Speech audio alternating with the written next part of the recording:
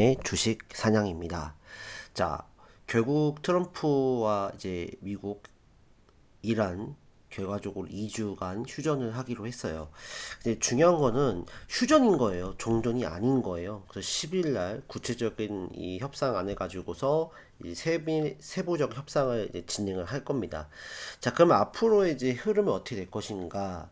일단은 오늘 같은 상황에서 우리나라 증시는 급반등을 했어요. 삼성전자, 하이닉스도 급등했고, 특히 SK 하이닉스가 뭐 12% 넘게 상승을 하면서 다시 100만 원을 돌파했고, 삼전은 20만 원 돌파를 했어요.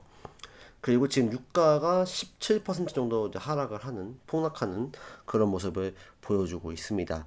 대신에 우리가 좀 살펴봐야 될 건 뭐냐면, 이제 앞으로의 문제예요. 4월 10일 날 현지 시각으로 이제 세부적인 협상을 진행을 할 텐데, 만약에 이제 트럼프와 이란이 여기서 또 이 갈등이 생긴다고 하면, 지금의 또 휴전 상태가 또 와해될 수도 있어요.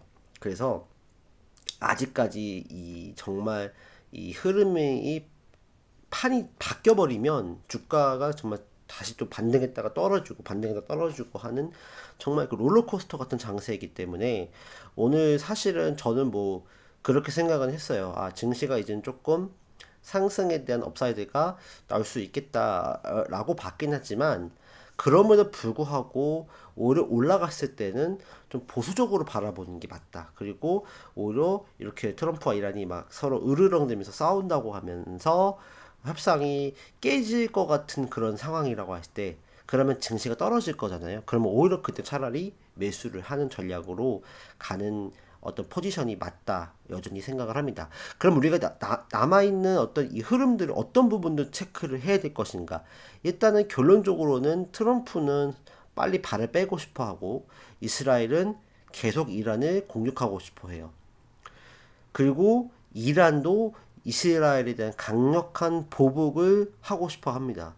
그래서 트럼프 같은 경우는 사실은 이 우라늄 농축이라든지 핵에 대한 부분들이 해결이 된다고 하면 솔직히 바로 발을 뺄 겁니다. 그래서 이 부분들에 대한 부분들을 이란이 충분히 이제 응해야 돼요. 협상에 진지한 마음으로 응하고 반대로 이제 이란이 원하는 거는 이제 제재 완화죠. 그동안 겪었던 금융 제재라든지 어떤 이란 어떤 유명 인사들의 이 동결된 자산을 이제 풀어준다든지 그 다음에 이란의 어떤 위신을 채워줄 수 있다든지 또 이란의 재건에 대한 부분들 이런 부분들은 이란을 원하고 있는 거예요. 그 다음에 영내 권력의 국가들과의 어떤 평화 협상 휴전에 대한 부분들 그런 부분들까지도 원할 거예요. 그래서 트럼프라고 한다면 저는 이런 부분들을 해줄 수 있다라고 저는 올려놓을 거예요. 테이블에 협상 카드를 올려놓을 수 있을 것 같아요. 대신에 이란은 우라늄 농축을 안 하는, 그러니까 핵 개발에 대한 부분들을 확실하게 진정성 있게 안 한다라는 부분들을 명시적으로 제시해주면 트럼프는 오히려 이 이란의 어떤 아까 말씀드렸던 조건들을 다 들어줄 의향이 있을 거라고 저는 판단을 합니다. 그래서 그런 의미에서 봤을 때 사실은 이번 주 금요일 현지 시각에 발표되는 CPI 지수가 가장 중요하다고 저는 봅니다. 소비자 물가 지수에서 이제 3월에 유가 폭등했을 때 그 반영된 물가 지수가 나오거든요. 그러면 여기서 만약에 정말 그 CPI가 막 정말 폭등을 한다면 트럼프 입장에서는 급해질 수밖에 없어요. 왜냐면 이런 고유가의 흐름이 결국 이제 반영이 되면서 CPI가 올라가게 되면 결국 금리 난 당연히 오를 것이고 자신의 중간 선거는 더욱더 어려워지는 상황이죠. 지금 뭐 트럼프의 뭐 탄핵론이라든지 또 지금 미국의 어떤 공화당 인사들도 지금 선거를 포기하겠다는 뭐 그런 소문도 나오고 있는 상황이에요. 그렇기 때문에 어쨌든 CPI가 정말 엄청 높게 나온다 그러면 트럼프는 정말 급해질 겁니다. 그래서 이란한테 너네들 다 필요 없고 진짜 이 우라늄 농축이란 부분들 핵 개발 안 하는 거 정말 이거는 무조건 지켜라 라고 얘기할 수 있어요. 그리고 뭐 플러스 호르무즈 해협에 대한 어떤 통행에 대한 부분도 당연히 언급은 하겠지만 호르무즈는 사실 이 트럼프 입장에서는 제일 중요하진 않다고 생각을 할 것 같아요. 그러니까 어쨌든 그럼에도 불구하고 호르무즈는 에너지 공급망에 대한 이 흐름을 이제 저해하는 거잖아요. 봉쇄 자체가. 그래서 그런 부분들은 어쨌든 트럼프가 이제 원하긴 할 것 같아요. 협상 테이블에. 그래서 그런 부분들의 흐름을 꼭 체크해 보셔야 될 것 같고, 다시 한번 말씀을 드리지만 지금이 세부적 협상을 진행할 때 있어서 또 서로 간에 어떤 이 문제가 마음에 안 든다든지 아니면은 지금 어떤 핑계거리로 찾아서 또 스스로 또 우리 협상 테이블에 안 나온다라고 또 협박할 수도 있어요. 그러게 되면 증시가 또 하락할 수 있어요. 그렇기 때문에 오늘같이 급등한 장세 속에서는 오히려 따라 들어가는 거는 굉장히 리스크한 부분이 여전히 있기 때문에 오히려 하락했을 때 강하게 밀리거나 조정을 받았을 때 차라리 들어가는 게 조금 더 현명하지 않을까라고 생각을 합니다. 이라는 어쨌든 이런 부분들에 대해서 굉장히 요구를 하고 있는 상황이거든요. 그래서 사실은 뭐 미국의 입장에서 상당히 조금 들어주기 어려운 부분도 있지만 트럼프는 사실 지금 빨리 발을 빼야 되는 상황이기 때문에 정말 이것만큼은 꼭 너네들이 지켜야 된다는 것, 제가 봤을 때 그게 아마 이 우라늄 농축 이제 개발, 핵개발 이런 것들을 안 하는 조건으로 하는 부분들을 그다음에 이제 핵에 대한 어떤 부분들이 우라늄이 있으면 뭐 미국이 이제 가져간다든지 회수한다든지 이런 부분들은 무조건 아마 요구를 할 거고, 요게 아마 해결이 안 되면 협상이 아마 진행되기는 어렵지 않을까. 그래서 이 부분을 꼭 여러분들 체크해 보시는 게 좋을 것 같습니다.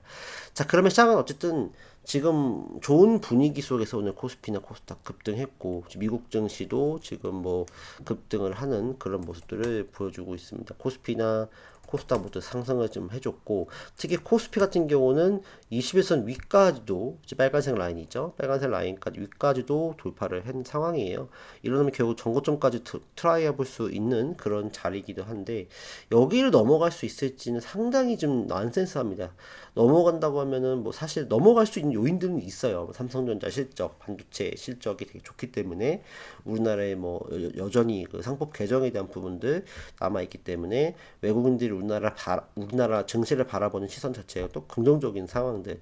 하지만 이 전쟁 리스크와 또 고유가, 고환율에 대한 부분들이 여전히 시장을 짓누르고 있기 때문에 외국인들의 수급을 조금 더 체크해 볼 필요는 있다라는 생각은 가져봅니다. 갭을 떴기 때문에 조정에 대한 부분이 나올 수 있어요. 오히려 이럴 때 매수를 하는 게 맞지, 오늘같이 급등했을 때 따라 붙는다고 하면 좀 어려워질 거예요. 그래서 그런 부분들은 여전히 꼭 여러분들이 반드시 체크를 해주시기를 바라겠습니다.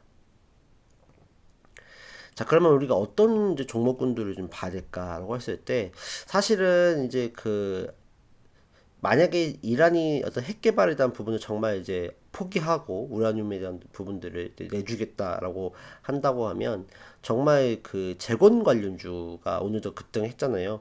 그 부분들이 굉장히 강력한 어떤 퍼포먼스를 받을 수 있을 것 같거든요. 재건 관련주나 예를 들어서 뭐 건설 관련주, 특히 중동의 어떤 그 건설 산업에 역할을 했던 기업들, 현대건설이나 대우건설 이런 기업들이 이제는 재건주로서 수혜를 또 받을 수 있는 상황들이잖아요. 현대건설 원전 관련주였지만 이제는 또 중동 재건 관련주로서 또 역할을 할 수가 있을 것 같고요.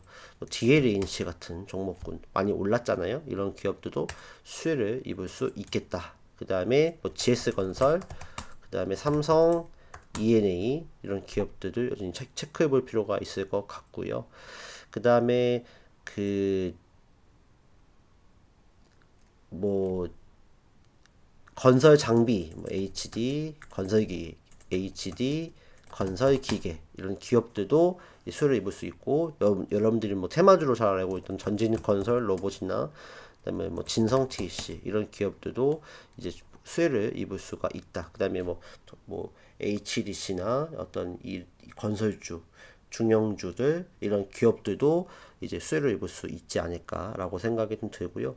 그 다음에 어쨌든 삼성전자 하이닉스의 반등이 강하게 올라왔기 때문에 그런 이제 그 수혜주들, 저는 뭐 대표적으로 AD 테크놀로지를 많이 말씀을 드렸잖아요. 이런 기업들, 기판, 심텍, 그 다음에 뭐 이수페타시스 같은 기업들, 그 다음에 뭐 대덕전자 이런 기업들도 이제 수혜를 받을 수 있는 그런 상황이지 않을까라고 생각을 하고, 또 TLB 이런 기업들도 주목해보자. 후성 이런 기업들 역시 괜찮다.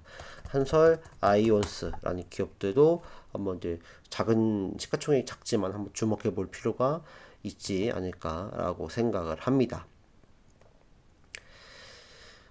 그 다음에 제가 누차 그 말씀드렸던 종목은 바로 이제 2차 전지 관련주였잖아요. 2차 전지 쪽도 주목을 해 봐야 됩니다. 포스코, 퓨처엠이나 어쨌든 대체 에너지나 이런 쪽은 이제부터 시작이고, 이전 방송에서 계속 말씀드렸지만 고유가 시대가 이렇게 뭐 갑자기 막 꺼지지는 않을 것 같아요.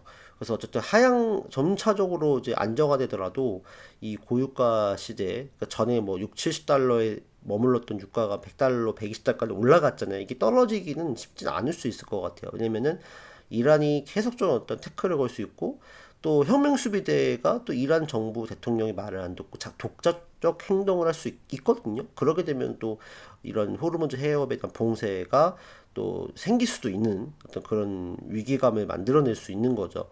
그래서 이 대체 에너지 쪽은 계속적으로 봐야 될 것 같아요. 그래서 포스코 퓨처엠이나 포스코 홀딩스 같은 기업들, 그 다음에 뭐 에코프로, BM이나 에코프로, 그다음에 저는 이제 LNF에 좀 많이 관심을 가지고 있는데, 오늘 조정이 나왔지만 여전히 좀 괜찮은 모습들. 그다음에 뭐 PNT, 그다음에 이수 스페셜티 케미컬. 결국에는 우리는 뭘로 봐야 돼요? 전고체 배터리 쪽으로 봐야 된다. 그래서 CIS 이런 기업들. 그다음에 앞으로 이제 전기차가 이제 이 사이클 자체가 10년 정도 이제 본격 보급화된 지 거의 10년이 다 돼갑니다. 그럼 이제 폐배터리가 보통 나오게 된단 말이에요. 그래서 제가 말씀드렸던 성일하이텍도 어제 급등을 했었고, 뭐 세비캠 이런 기업들도 우리가 좀 볼 수 있겠다 안 생각합니다. 얘는 거래량이 너무 적기 때문에 얘보다는 아까 봤던 성일하이텍이 좀 더 낫지 않을까 이런 생각은 보고 있고요. 그 다음에 뭐 전력과 전선 관련주도 여러분들이 계속 체크를 해 봐야 돼요. HD 현대일렉트릭이나 그다음에 LS 일렉트릭 같은 기업들, LS 마린 솔루션, LX 마린 솔루션 이런 기업들도 한번 체크해 볼 필요가 있지 않을까 생각합니다. 그다음에 에너지 또 관련주는 뭐 제가 말씀드린 에센트 에너지, 그다음에 대명에너지 뭐 이런 기업들도 한번 컨택을 좀 할 필요가 있지 않을까 그 생각을 합니다. 그다음에 제약바이오 쪽에서는 사실 지금 아시겠지만 삼천당 제약이 큰 이슈가 나오고 있어요. 국내 바이오텍에 대한 신뢰도를 떨어뜨리는 어떤 주범으로 지금 나오고 있지만, 어쨌든 이제 우리나라 바이오텍에서 또 성과가 나온다 그러면 또 분위기가 급반등하고 전환이 될 수 있어요. 그래서 그런 의미에서는 여전히 이제 뭐 그래도 조금 가시화되고 있는 기업이 ABL 바이오잖아요. 그러니까 ABL 바이오는 여전히 우리가 좀 컨택을 좀 할 필요가 있지 않을까라고 생각을 하고, 뭐 리가켄 바이오나 뭐 알지노믹스 이런 기업들은 그래도 우리가 좀 체크해 볼 필요가 있지 않을까라고 생각을 합니다.